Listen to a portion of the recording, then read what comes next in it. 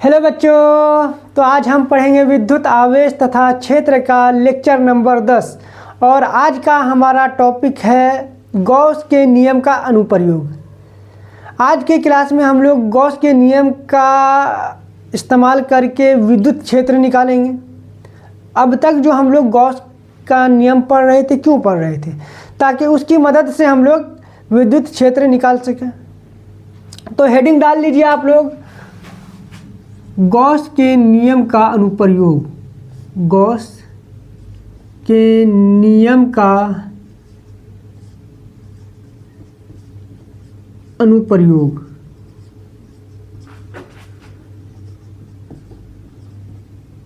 Gauss के नियम का अनुप्रयोग। एप्लीकेशन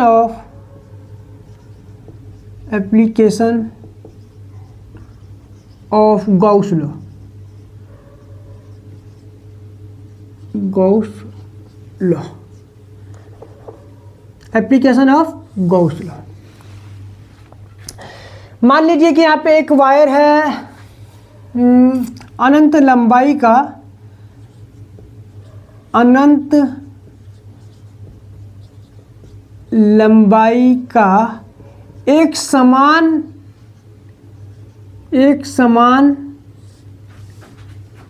आवेशित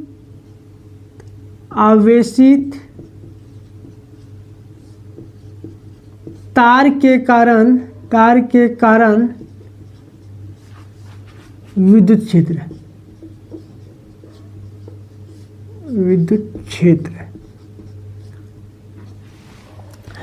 मान लीजिए एक समान आवेशित तार है जो इनफाइनाइट लॉन्ग है, इनफाइनाइट लंबा है, मतलब कि इसकी लंबाई अनंत तक है।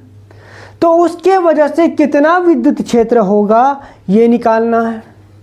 तो आइए सबसे पहले हम एक वायर बना लेते हैं जो अनंत लंबाई का हो। इनफाइनाइट लॉन्ग वायर बना लिए हम एक। अच्छा, और इस वायर पे हर जगह समान रूप से चार्ज बिखरा हुआ है। ये जो वायर है समान रूप से आवेशित है, चार्ज हर जगह समान है, समान मात्रा में हर जगह चार्ज है। अच्छा बच्चों बताओ, इस वायर पे, इस इनफाइनाइट वायर पे कितना चार्ज है? तो हम नहीं बता सकते कि इस पे कितना चार्ज है। इस तरह के चार्ज के लिए हम लोग लिखते हैं lambda is equal to charge बटे लेंथ, आवेश बटे लंबाई। किसी लंबाई पे कितना चार्ज है ये बता सकते हैं हम लोग।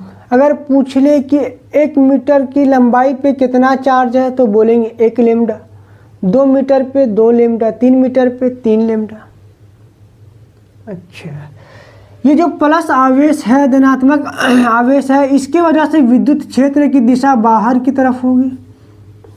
धनात्मक आवेश के लिए विद्युत क्षेत्र की दिशा बाहर की तरफ होगा, और अगर ऋणात्मक आवेश होता तो इसके वजह से विद्युत क्षेत्र की दिशा अंदर की तरफ होता।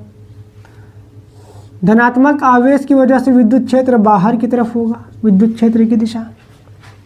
अच्छा, अब इस चार्ज पे, इस चार्ज या इस आवेश की वजह से r दूरी पे, इस आवेश की वजह से r दूरी पे कितना विद्युत क्षेत्र होगा?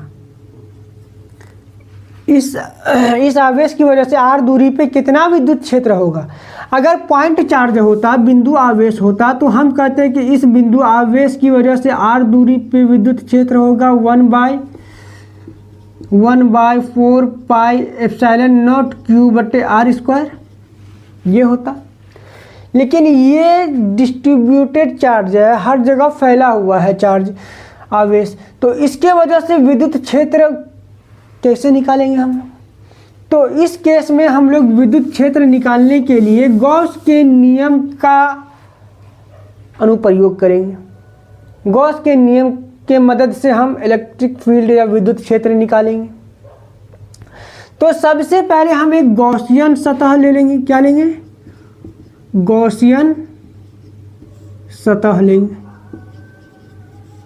और उस गॉसियन सतह पर वो जो गॉसियन सतह लेंगे, ऐसा सतह लेंगे कि जिस पे चार्ज हर जगह समान रूप से बिखरा हुआ हो, हर जगह चार्ज आवेश समान हो।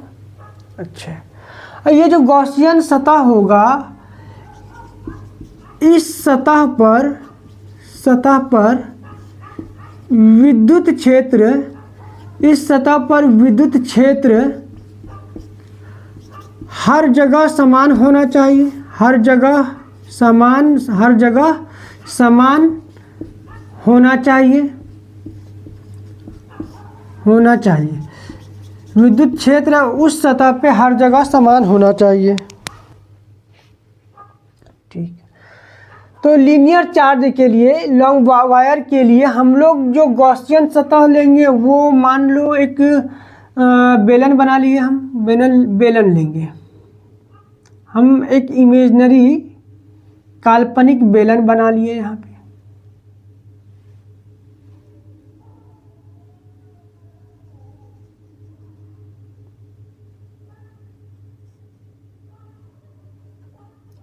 काल्पनिक के बेलन बना लिए हम लोग यहाँ पे।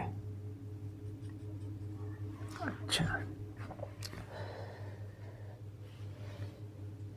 तो अब विद्युत क्षेत्र क्या होगा बताओ बच्चों। तो विद्युत क्षेत्र निकालने के लिए सबसे पहले अगर याद हो तो गॉस के नियम का प्रयोग करेंगे। गॉस का नियम क्या था? गॉस का नियम था कि अगर कोई क्लोज्ड सरफेस है, अगर कोई बंद सतह है, तो उसके वजह से विद्युत क्षेत्र होगा इंटीग्रेशन E डॉट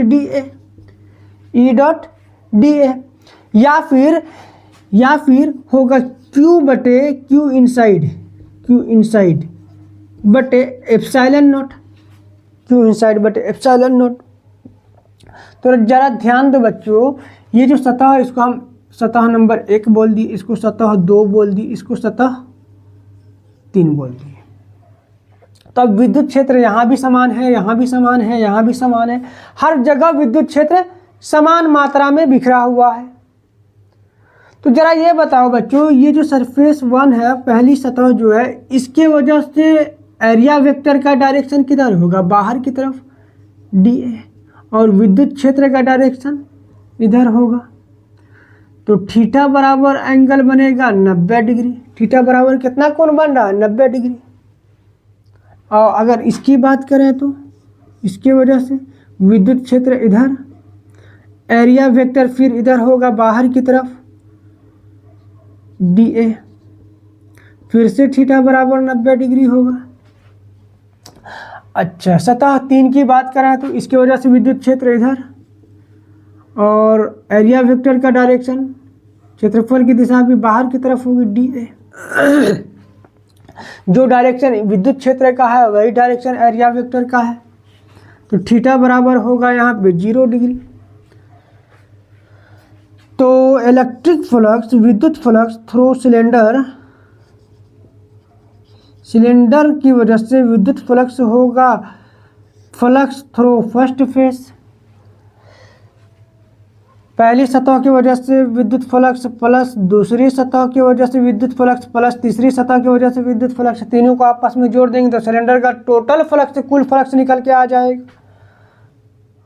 अच्छा, तो यहाँ पर बताओ बच्चों, पहली सतह की वजह से इलेक्ट्रिक फ्लक्स, विद्युत फ्लक्स क्या होगा? EDA cos 90 degree. थीटा का वैल्यू कितना आया? 90 डिग्री, 90 डिग्री प्लस दूसरी सतह की वजह से विद्युत क्षेत्र होगा EDA cos, यहाँ भी थीटा का वैल्यू 90 डिग्री है तो 90 डिग्री, ठीक है, प्लस तीसरी सतह की वजह से विद्युत क्षेत्र होगा EDA cos 0 डिग्री। दोनों की दिशा सेम है तो थीटा बराबर 0 डिग्री आया। ठीक, इसको मिटा दें, इधर मिटा दें। ठीक,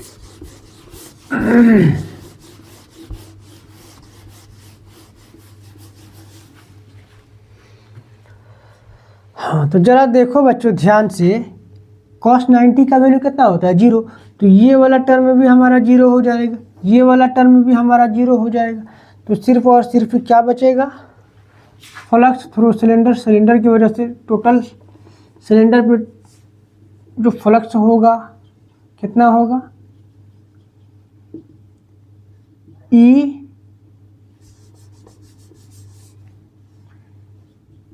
डी ए कितना होगा, ई डी ए कॉस 0 का वैल्यू 1। अच्छा, अगर कोई क्लोज्ड सतह है, कोई बंद सतह है, तो उसके वजह से विद्युत क्षेत्र कितना होता है, Q बटे एप्सिलॉन नॉट। तो इसके वजह से हम इसके बदले में हम क्या लिख सकते हैं, Q इनसाइड, अभी वहाँ पर भी तो लिखे थे, Q इनसाइड बटे एप्सिलॉन नॉट बराबर। अच्छा, चार्ज हर जगह समान मात्रा में है, तो हर जगह विद्युत क्षेत्र भी समान है, तो विद्युत क्षेत्र नियत है, तो इसको हम बाहर निकाल लिए, अंदर क्या बच जाएगा, डी ए, अंदर बच जाएगा हमारा डी ए। तो अब Q इनसाइड बटे एप्सिलॉन नॉट बराबर होगा ई ए, डी ए का इंटीग्रेशन ए। तो अब Q इनसाइड की जगह पे हम लोग क्या लिख सकते हैं बच्चों, लेमडा बराबर क्या होगा, लेमडा बराबर चार्ज बटे लेंथ होगा, चार्ज बटे लंबाई। तो लंबाई बराबर क्या हो, सॉरी, चार्ज बराबर क्या होगा, लेमडा इंटू लंबाई। मान लो कि ये जो बेलन है इसकी लंबाई L है, इसकी लंबाई, जो बेलन है इसकी लंबाई L है, तो चार्ज बराबर लेमडा L। तो चार्ज इनसाइड की जगह पे, चार्ज की जगह पे हम क्या लिखेंगे, लेमडा L बटे एप्सिलॉन नॉट बराबर E।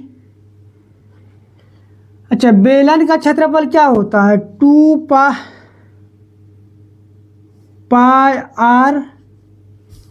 R L. बेलन का क्षेत्रफल क्या होता है, 2 पाई आर एल। तो यहाँ देखो, तो L से L कट जाएगा, तो विद्युत क्षेत्र निकल के आएगा लेमडा बटे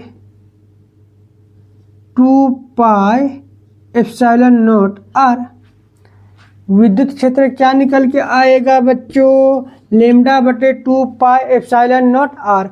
और विद्युत क्षेत्र की दिशा किधर होगी, तो इसकी दिशा तो चार्ज से निकाल सकते हैं हम लोग, आवेश से निकाल सकते हैं। अगर धनात्मक आवेश हुआ तो बाहर की तरफ होगा, चार्ज से बाहर की तरफ होगा, और अगर ऋणात्मक आवेश हुआ तो चार्ज की तरफ होगा। ठीक है, अच्छा जरा गौर से देखो, ध्यान से देखो, ये जो विद्युत क्षेत्र है ये आर के इन्वर्सली प्रोपोर्शनल है, आर के व्युत्क्रमानुपाती है। पॉइंट चार्ज के लिए विद्युत क्षेत्र क्या होता था, आर स्क्वायर के, आर के वर्ग के व्युत्क्रमानुपाती होता था। लेकिन चार्ज डिस्ट्रीब्यूशन के लिए, चार्ज अगर बिखरा हुआ है हर जगह, तो उसके लिए विद्युत क्षेत्र क्या निकल के आया, आर के इन्वर्सली प्रोपोर्शनल या फिर आर के व्युत्क्रमानुपाती निकल के आया। अगर इसका ग्राफ की बात करें तो इसका ग्राफ होगा E versus electric field versus distance का ग्राफ होगा, ये ग्राफ हो जाएगा। क्लियर है? तो यहीं पे समाप्त करते हैं हम लोग आज अपने लेक्चर को। ये हमारे class 12 physics chapter 1 electric charge या फिर विद्युत आवेश तथा क्षेत्र का लास्ट लेक्चर था। इसके बाद हमारा अगला टॉपिक होगा विद्युत विभव के बारे में, पोटेंशियल के बारे में। ठीक है, तब तक पढ़ाई करते रहें।